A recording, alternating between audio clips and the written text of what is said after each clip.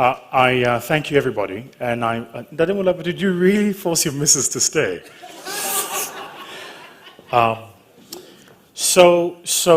First I want to say thank you to Ndadimulapa for the invitation to be here. I have been a follower and a fan of the ICANN Foundation for a long time. I've had the privilege of being a professional speaker for 16 years now. I turned professional at 19. And I'll tell you an interesting story. So I'm 17 years old. I win the South African Championship in public speaking. And then I win the World Championship in public speaking. And my sponsor for the World Championships was Absa Private Bank. So I come back, and at the time, Absa Private Bank had offices in Parktown. So I go to the meeting at Absa Private Bank to meet with the head of the client services, I think it was, a fellow called Brandon O'Donnell, who now runs a bank in Australia. And we're sitting in his office and we're talking, and I'm in grade 11, what the oldies in the room would call standard 9. And we're chatting about careers and stuff to do when you grow up. He said to me, so what do you want to do? And I was like, maybe be a lawyer. You know the three black answers, a lawyer, a doctor, so I'm going through. And then he says to me, why don't you become a speaker? I was like, you mean people get paid for this? And he says, have you heard of David Mulapo? And I said, no. He says, well, David Mulapo is a client of ours, and I think you were at the time. And then he says, and to be a client at Absa Private Bank, you need to make, and he gives me a number. And I was like, per year? He says, no, per month. I was like, that's it. I'm becoming a speaker. It's done. I'm joining the craft. So what I thought I'd do is just share thoughts, maybe to give you guys a sense of my approach. So over the past 16 years, I've spent time trying to look for the science behind the intuition. And so any subject matter that I approach, what I'm really more interested in is, what does the science and the data tell us? We can get to the intuition stuff later, right? And so I'm going to present a few thoughts and ideas, and I'm hoping that we can engage in those thoughts and ideas. I do want to make the point very quickly, just as a disclaimer, that these are not a series of my thoughts. This is what the science tells us about what it truly takes to lead in highly complex environments. Is that okay? So to the fellas at the back, I wonder if you'd pop up my presentation. So one of the things I think we perhaps had to have a conversation about as South Africans is whether or not the best amongst us are occupying the places we need occupied at a time like this. And I think we have a lot of work to do as a country to really create spaces for the best amongst us to rise. There are 5 key things that the research tells us leaders do well in times of complexity and uncertainty. And say whatever you will, we're living through such a time. So let me give you the flash statistics, the macros, right? My particular subject expertise is economics. As we speak, I run the fastest growing venture fund in the African continent. We just won the best impact investment fund for the year 2020 in the continent. So, and it's interesting because sometimes I look at the stuff we've done and I go, but this is not even stage 1 yet. I don't know if you ever had a dream so big that when people marvel at the stuff you've done, you go, but I'm not even in the room yet, right? And I do think that all of us have the responsibility to go where God sends you. You might not like the journey. I certainly don't like the attention. But if you've been called to go, you go. I say this to friends of mine often, that my biggest fear isn't death. My biggest fear is meeting my Maker and being asked, why didn't you go when I sent you? And I don't have an excuse. Because I didn't have enough time is not an excuse. I wasn't educated is not an excuse. And the thing about excuses, which I find interesting, is excuses for me are like gravity. They're real. Your excuse that you are young or black or female or uneducated or excluded, all of that stuff is real.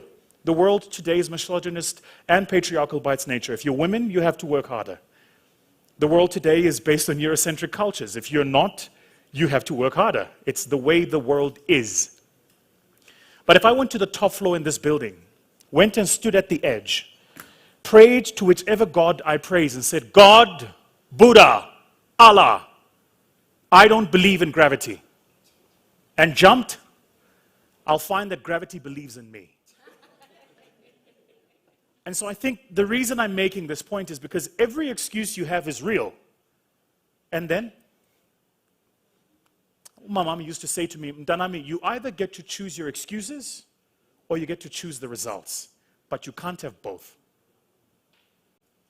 And I think we're living in such a time where we really have to ask ourselves, are we more interested in the reasons for not going there, or are we going to go there even in spite of those reasons?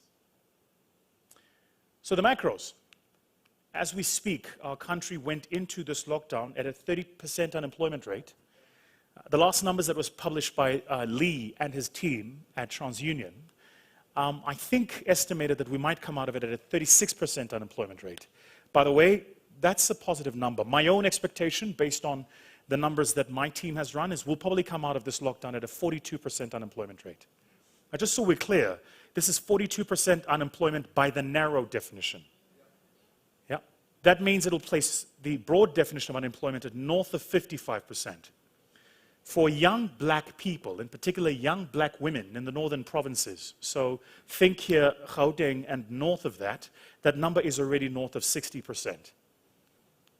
It's easier for a young black woman in Limpopo to be a victim of gender-based violence than it is for her to get a job.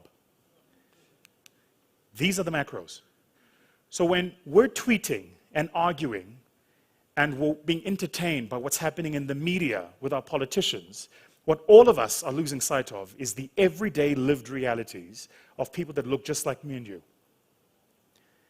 And if you don't appreciate that you're fortunate, understand that you are where you are simply because of this lottery card called life. You could have been that young black woman in the northern provinces. For businesses, I think they said that something like 31% of small businesses that went into lockdown won't come out of lockdown. Myself, I do a lot of work with, in particular, the small business sector. I can tell you that for small businesses, 24 months before lockdown happened, we were already in recession. And people don't understand about running a small business. Those of you here who ever have will know what I mean.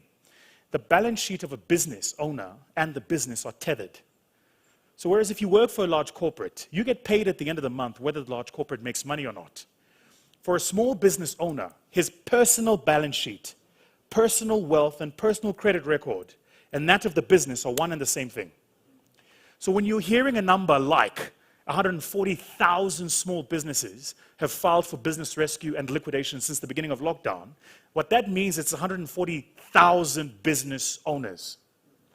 If you work, as we do in South Africa, an income multiplier or a job multiplier of 5, that means 5 times 140,000 people in the formal economy, in the small and micro business sector alone, exclude medium-sized businesses, are now without jobs.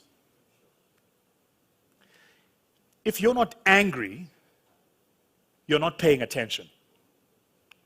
Because while all of this is happening, we are arguing and debating over I'm not sure what. So my only obsession, and what I hope to share here with you, is in times like this, what do leaders do? What do leaders bring to the table? How do they approach problems? And by the way, if you think this is a difficult time, it's probably the best time to have ever been a human being on this little rock called Earth. Fact, if you were born in the year 1900, by the time you were 14 years old, the world was in a world war. By the time you were 18, the world war had ended. At 19, the Spanish had the Spanish flu. By the time you were 21, we had the what is called the Eastern European crisis in what is today known as Bulgaria, Moldova, Hungary, etc., etc. By the time you were 29, we were in the global recession. Today, we know it as the Great Depression. You do realize it has to be a bad economic time for us to use 2 adjectives to describe it. Great Depression. Right? By the time you were in your 30s, geez, unemployment in the US was north of 20%. Unemployment in Europe was north of 50%. Then you had the Russian bread crisis, and that's just at 36. If you made it its way onto the 40s, and by the way, then life expectancy was 42 for men. If you made your way into your 40s, and by God's incredible luck and blessings, Reached 44, the world was going into its Second World War. By the time you got to 48, the world was ending its Second World War, and then was the beginning of the East and West War.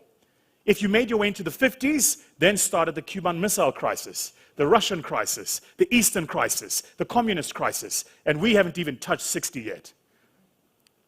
So for those of us young people who grew up and are complaining on Facebook about being locked down, just recognize that you've probably, I'm an 85 baby. So I'm old enough to be young and young enough to be old.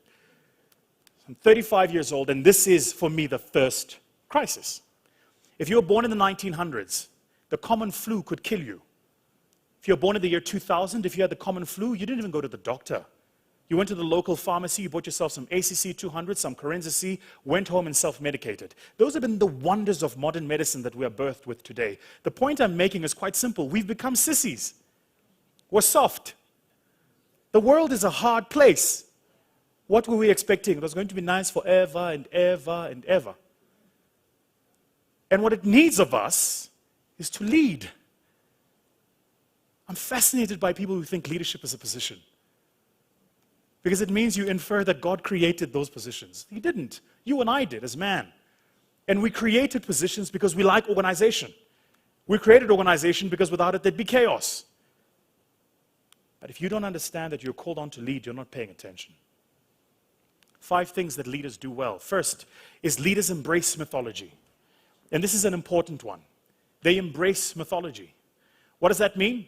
I want to run a little experiment. Would you put your hands up for me if mom or dad ever told you to eat your carrots because it was good for your eyes? Yeah.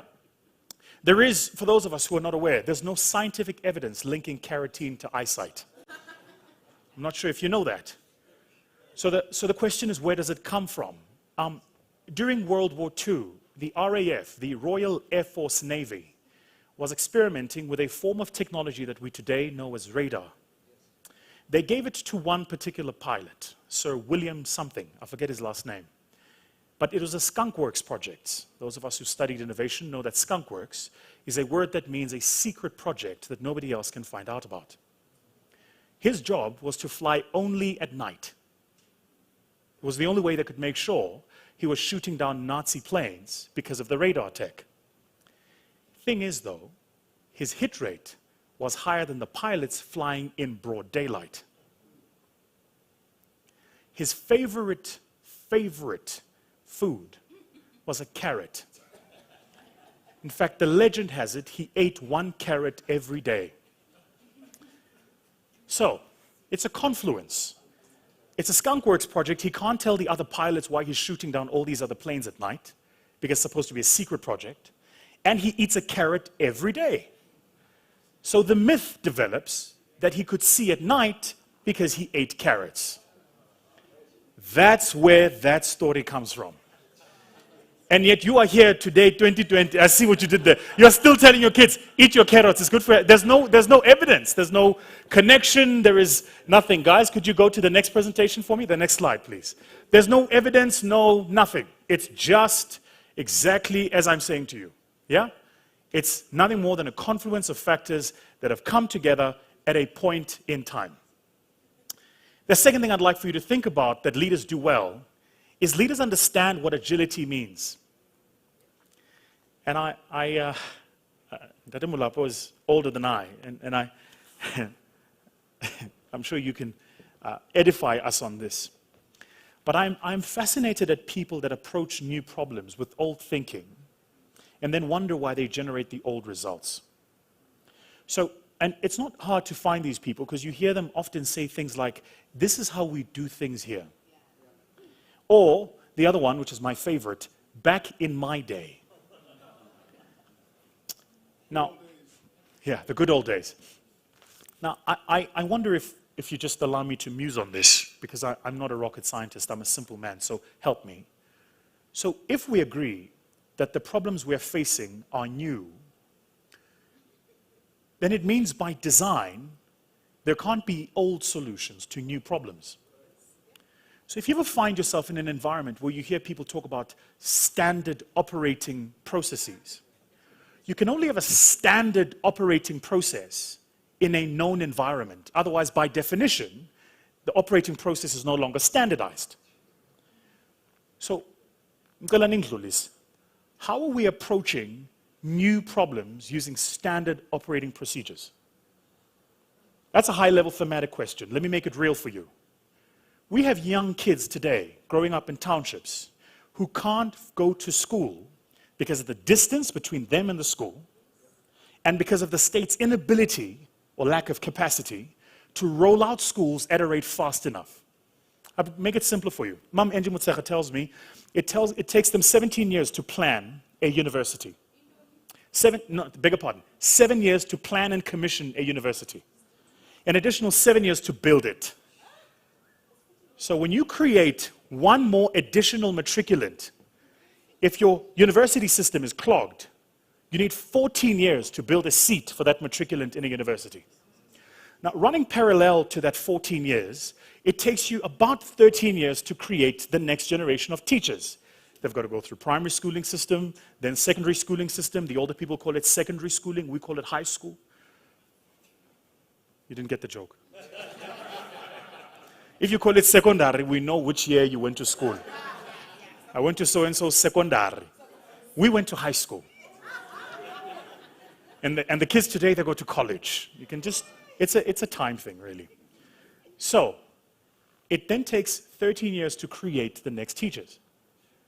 Yeah, but that's because we're approaching a new problem the old way.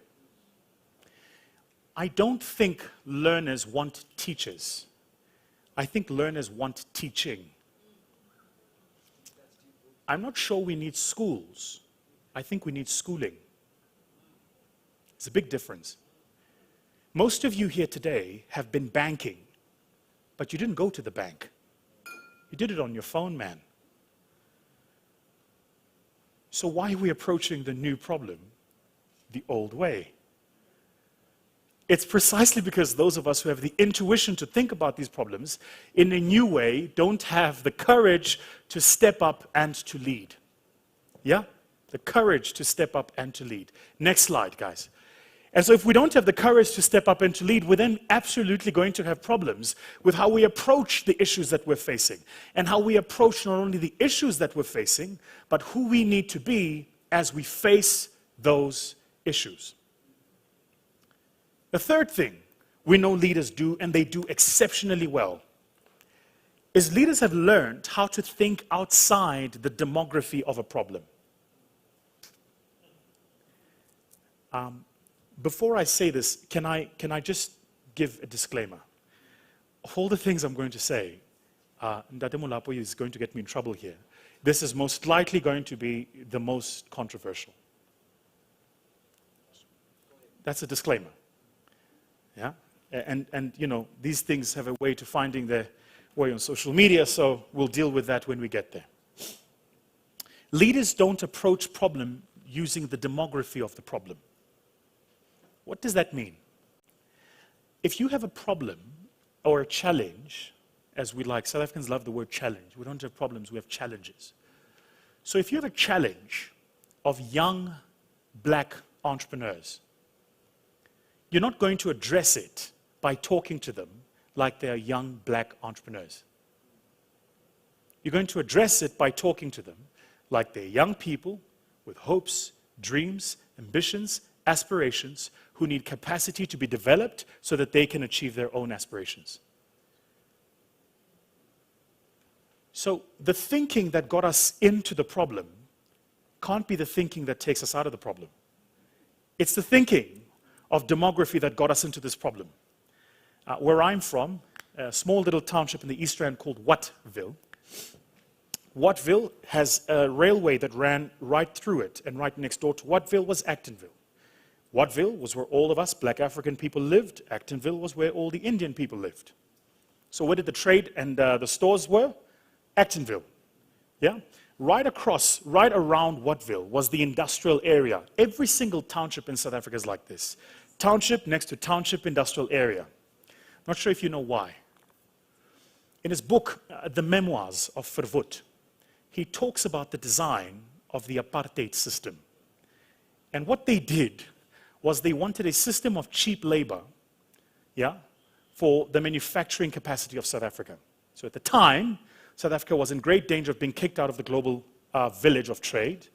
They created a system of something called import substitution. The idea is that everything you buy that's made somewhere else, we'll make it here. But we can only make it here cheaply if we have cheap labor. So how do we get cheap labor? Well, what we'll do is we'll build these things called townships, really concentration camps for black people. Yeah? And we'll put the black people there, and around those townships, we'll put an industrial area. So how do we make sure these black people don't get good jobs? We'll create a system of education called Bantu education, which will keep them at low wages and unemployable at professional jobs and force them into the factories. Yeah, but what happens if they still want to get an education and do it? Yeah, then we'll create a law called job reservation that says beyond a certain point, black people can't ascend into those positions. So our country is the way it is because it was designed that way. You drive into Soweto today, you drive through the industrial area before you get into Soweto. Every single township in South Africa, at the exits, what do you find? Either a military base or a police station. You want to know why? Because the architects of apartheid knew the system was not going to be sustainable, so they put armed forces at the exit so they could always contain the problem. But many of us are ahistorical. You don't read your history books. So you don't even recognize that you are living in a system built to perpetuate certain things. And by design, we see demography. Yeah? That's the thinking that got us into the problem. What's the thinking that's going to get us out of it? Next slide, guys, for me, please. What's the thinking that's going to get us out of it? Only if you and I think as psychographics, not demographics. What does that mean in simple English? In Diepsloot today, there's a kid who's probably 10 years old. He's this high. That kid is wearing jeans that are down here. He's wearing heavy, baggy jeans. And on top of that, that kid is wearing Timberland boots. He's got headphones in his ears. And he talks and sounds like he's from Brooklyn, New York. But that kid has never left Diepsloot. It happened because of this wondrous thing called the internet. Completely collapsed our borders. Today, we can connect to each other and experience each other's lived experiences, no matter where in the world we are. So the question, Dadamulap, and you might know, I don't, is how do we use this wondrous power of this thing called the internet to take this demography of young people that are locked outside of the system and make them a part of the system? How do we do that? For me, that's a leadership question that's worth considering. Because to approach the problem with the eyes of demography is simply going to perpetuate the same problem. And if you don't believe me, let me make one last controversial point. Then I'm finished with controversial points. No more. 1996, we promulgated a law called Black Economic Empowerment. And the law was narrow by its nature. So what happened? A few people who understood the law made a lot of money. We then did an iteration of that law called broad-based black economic empowerment, and we included other groups that were thought to have been marginalized. I include here in particular white women, who were classified as black. Do you know what happened? White women then got accelerated much further in corporates than black African people did. I remember, Ubaba Manye, and say whatever you will about Jimmy, but I remember Ubaba Manye at the time as the president of the Black Management Forum saying, white women are now overrepresented. So you've got to remove them and create space for other races. Do you know what happened? Chastised. Why? Because we thought about the problem using the very system that created the problem. If you use demography, then that's what you're going to get. So in my business, it's quite controversial, but I don't invest in black businesses. Don't send me an email and tell me you're black. Congratulations, you've got melanin, you don't need a tan. I'm not interested in transformation at entry, I'm interested in transformation at exit. So I'm happy to buy a business that's 110% white owned. But when I exit that business in 5 to 7 years' time, because we have a fund term, then my job is to make sure that at the point of exit, it's transformed. If you think about the problem in the very mindset that created the problem won't be resolved. I hope that makes sense. And then the final thing I'd like to share with you here today. I think that it's incumbent upon all of us to actively seek to be disappointed by our hero. Because all of us here have heroes. This is somebody you look up to. It's a legend in your industry and your game. They took that particular industry and that space to a point in time, and then that's where they left it. But if you agree that the environment we're operating in is changing, then it means that your hero has become good at an environment that no longer exists.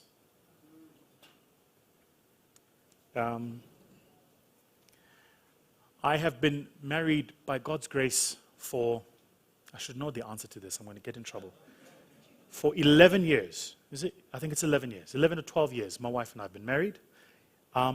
11 or 12 happy years for her.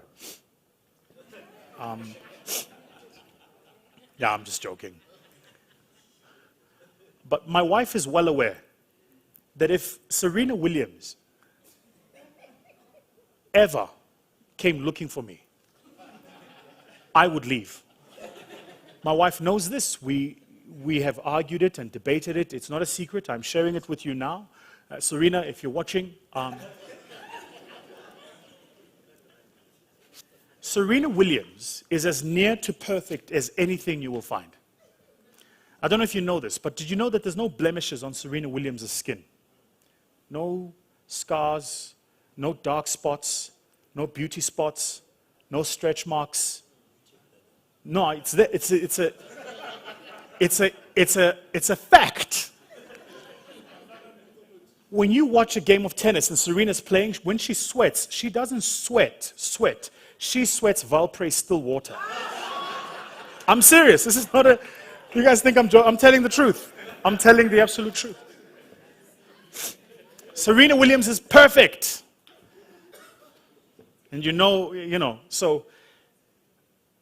But, if you played a game of tennis against Serena, they say that she would serve a ball in your direction at an average of 136 kilometers per hour.